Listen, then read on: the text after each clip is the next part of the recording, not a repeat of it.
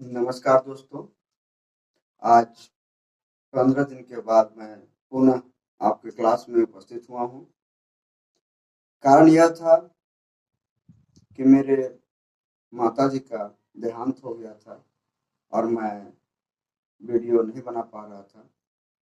पुनः मैं आपके क्लास में उपस्थित हुआ हूँ और आज मैं आपको जो टॉपिक लेकर आया हूँ आपके लिए वो है घंटी जरीब से ही पैमाइश क्यों की जाती है।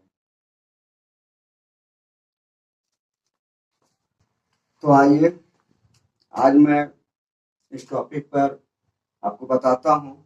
यूँ तो जरीब हमारे पास 5 प्रकार के हैं, लेकिन घंटी जरीब जो होता है इसी जरीब से ही हम लोग पैमाइश करते हैं।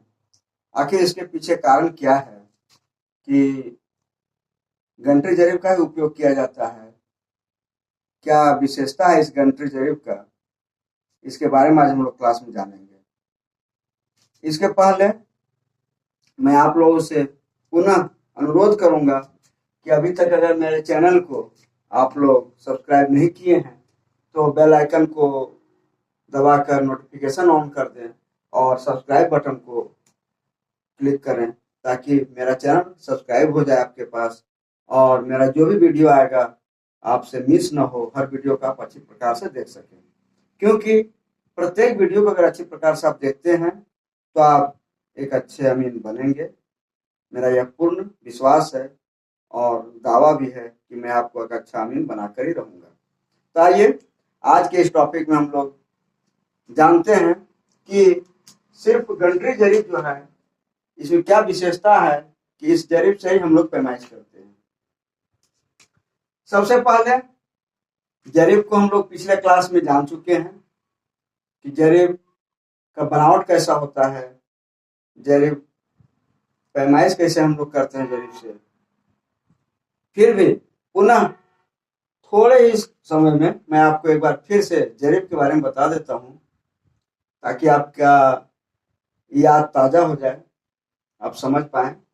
तो जरीब की बनावट जो होती है, एक लोहे का चैन है, सबको जानते हैं लोहे का सिक्कड़ है और इसमें 100 कड़ियां जुड़ी रहती है। हर 10 कड़ी पर एक फुलिया लटका हुआ रहता है। ये हम लोग पिछले क्लास में जान चुके हैं। फिर भी पुनः मैं इसके बारे में एक बार फिर से बताता हूँ।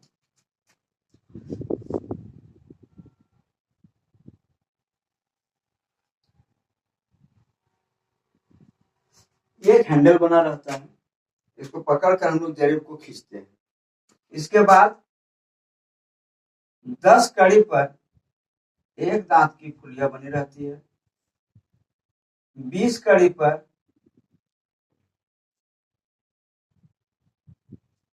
2 दांत की फुलिया बनी रहती है। इसी प्रकार 30वीं कड़ी पर 3 दांत की फुलिया बनी रहती है। 40वीं कड़ी पर 4 दांत की फुलिया बनी रहती है। 4 दांत की फुलिया बनी रहती है और 50वीं कड़ी पर एक गोल फुलिया बनी रहती है। ये हम लोग पिछले क्लास में जान चुके हैं। इसके बाद 60वीं कड़ी पर पुनः 4 दांत की फुलिया बनी रहती है। 17वीं कड़ी पर 3 दांत की फुलिया,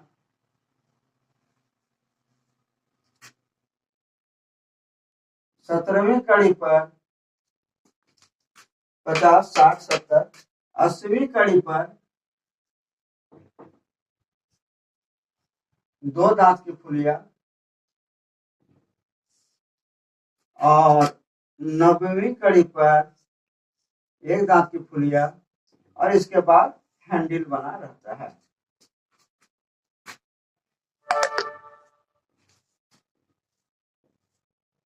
ठीक है, तो हम लोग जरीब को देख चुके हैं कि एक जरीब है, ये लोहे का चैन होता है।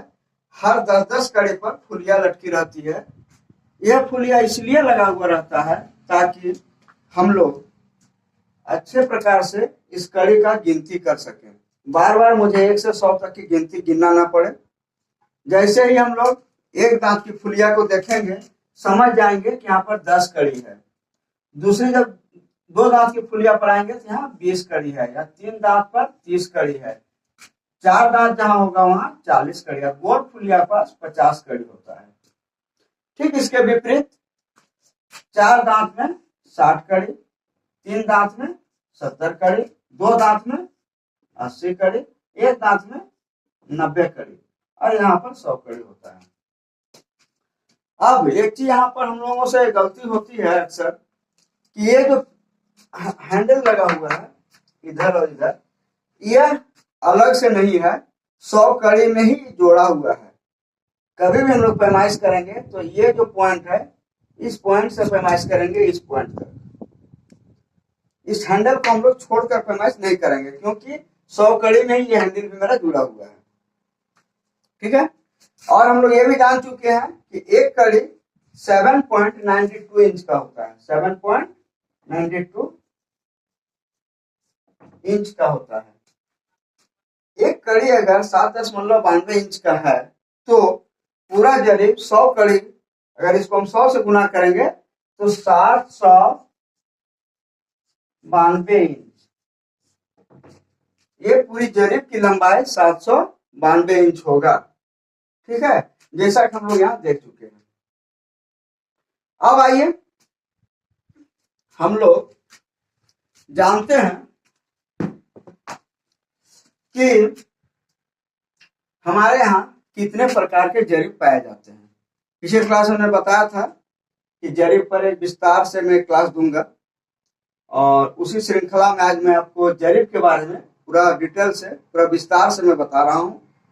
तो हमारे यहाँ 5 प्रकार के जरीब पाए जाते हैं: गंटरी जरीब, फतेहपुरी जरीब, सहारनपुरी जरीब, शाहजहानी जरीब और फारुखाबादी जरीब।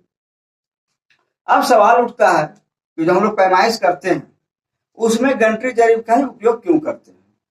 और तो जरीब है, 4 प्रकार के और जरीब हैं, लेकिन हम लोग अक्सर गंटरी जरीब का ही उपयोग करते हैं। ऐसा क्यों? तो हम लोग जानते हैं कि किसी भी चीज को पैमाइश करने के लिए जितना छोटा पैमाना होगा, पैमाइश उतना आसान होगा। हम लोग थोड़ा यहाँ ध्यान दें कि हमारा गंटरी जरीब की लंबाई जो है 100 कड़ी का है, फतेहपुरी जरीब 200 कड़ी का है, शाहजहानी जरीब 200 कड़ी का है, फारुखाबादी जरीब ये भी 200 कड़ी का है, और सहारनपुरी जरीब भी 200 कड़ी का है। यहाँ पर समझने की बात है कि अगर 200 कड़ी लंबा अगर चैन मेरा होगा, जरीब होगा, तो मुझे पैमाइश करने में दिक्कत महसूस होगी। इसलिए सबसे छोटा जरीब जो है 100 कड़ी का जरीब है। फीट में हम लोग देख सकते हैं कि गंटरी जरीब 66 फीट का होता है, फतेहपुरी 149.5 यानी 49.5 फीट का होता है, शाहजहानी जरीब जो 165 फीट का होता है, फारुखाबादी 157.5 यानी 157.5 फीट का होता है, और सहारनपुरी जरीब 148 फीट का होता है। तो ये सब जो जरीब है 150 फीट से भी लंबा जरीब है। और जब पैमाइश हम लोग करते हैं तो 150 जरीब खींचना, फिर उसको घुमाना, गिनना, सब चीज हम लोगों को मुश्किल होता है। इसलिए आसानी से पैमाइश करने के लिए गंटरी जरीब का उपयोग किया जाता है। इस जरीब से ही हम लोग पैमाइश करते हैं। अब इस जरीब का नाम गंटरी जरीब क्यों पड़ा? इसके पीछे भी एक कारण है। अंग्रेज के जमाने में एक प्रशासनिक पदाधिकारी थे, गंटर साहब, उनका नाम था गंटर, और उन्होंने सबसे पहले जमीन को पैमाइश करने के लिए सुझाव दिया कि भाई हम लोग जो ऐसे पैमाइश करेंगे, इसके लिए एक लोहे का सिक्कड़ बनाया जाए, और उस सिक्कड़ के माध्यम से हम लोग पैमाइश करेंगे, उस जरीब के माध्यम से हम पैमाइश करेंगे। तो और उस जरीब का जो है सो गंटर साहब जो है सो आविष्कार किए, उन्होंने बताया, इसलिए उस जरीब का नाम गंटरी जरीब पड़ गया।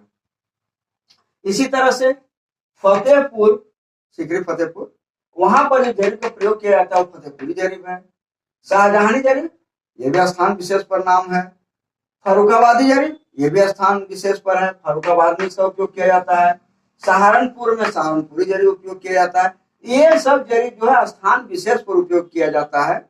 लेकिन हमारा ये गंटर साहब का जरीब है, गंटरी जरीब, ये पूरे भारतवर्ष में उपयोग किया जाता है, सब जगह मान्य है और इसी से हम लोग पैमाइश करते हैं।